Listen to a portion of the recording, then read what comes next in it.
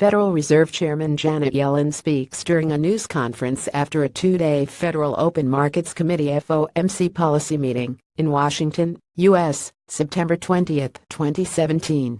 Federal Reserve Chair Janet Yellen on Sunday sketched a bright outlook for the U.S. economy and for inflation prospects in coming months, saying the impact of the recent hurricanes will likely slow economic growth slightly but only temporarily, and should be followed by a rebound by year's end. Her comments suggested that the central bank will soon resume raising interest rates to reflect the strengthening economy. Most economists foresee the next rate hike, the third this year, coming in December. Speaking to an international banking seminar, Yellen acknowledged that the persistence of undesirably low inflation this year has been a surprise, but she said she expected inflation to start picking up as the effects of temporary factors, such as falling prices for consumer cell phone service, begin to fade. Economic activity in the United States has been growing moderately so far this year, and the labor market has continued to strengthen, Yellen said in a speech to a panel that included central bank officials from China, Japan, and the European Central Bank. Of the hurricanes that struck Texas, Florida, Puerto Rico, and the Caribbean, Yellen noted that they caused enormous damage. But she added, while the effects of the hurricanes on the U.S. economy are quite noticeable in the short term, history suggests that the longer-term effects will be modest, and that aggregate economic activity will recover quickly. Yellen said that the economy's growth, as measured by the gross domestic product, might have slowed slightly in the July-September quarter as a consequence of the hurricanes, but that growth is likely rebounding in the current quarter. The Fed chair's speech Sunday followed the central bank's decision at its meeting last month to leave its benchmark short-term rate unchanged in a range of 1% to 1.25%. At the same time, the Fed announced that it would begin paring its enormous portfolio of bonds, which it had amassed after the 2008 financial crisis, in an effort to hold down long-term loan rates for consumers and businesses.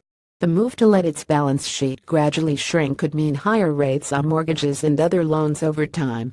During a question period, Yellen was asked whether a booming stock market that some see as overvalued, or potentially higher budget deficits resulting from the Trump administration's tax cut plan had increased economic uncertainty.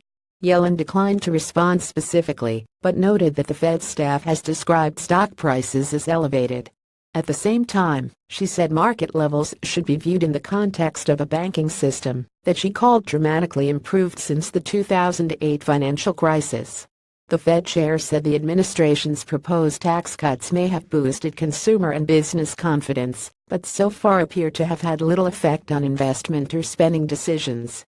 She said the Fed was taking a wait-and-see attitude on how the tax program might affect the economy, given the many unknowns about what it might look like when the plan emerges from Congress. In his presentation, Zhu Xiaochuan, head of China's central bank, said that his country is trying to cut excess capacity in its steel and cement industries by 10%, but that China requires a sizable output in those areas to support an infrastructure construction program. The Trump administration has been pushing China to reduce production in such areas as steel, saying its overcapacity has depressed global prices for steel and hurt American producers. Haruhiko Kuroda, head of the Bank of Japan, said that his country's economy was expanding moderately, and that heightened global political risks so far haven't destabilized financial markets.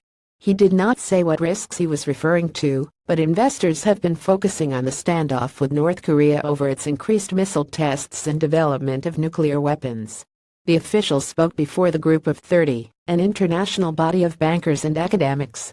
Gary Cohn, who leads President Donald Trump's National Economic Council, spoke on a separate panel about the administration's efforts to scale back some of the tighter rules imposed on the U.S. financial sector after the 2008 crisis. In particular, he reiterated that the administration supported easing restrictions on smaller banks. Yellen's appearance Sunday came as her future at the central bank is in doubt, with her four-year term as chair ending in February. Trump has been considering several candidates for the post, in addition to the possibility of offering Yellen a second term. The other candidates include Jerome Powell, a member of the Fed's board, Kevin Warsh, a former member of the board, John Taylor, a Stanford University economist, and Cohn. Last week, administration officials said Trump is likely to announce his decision within a month.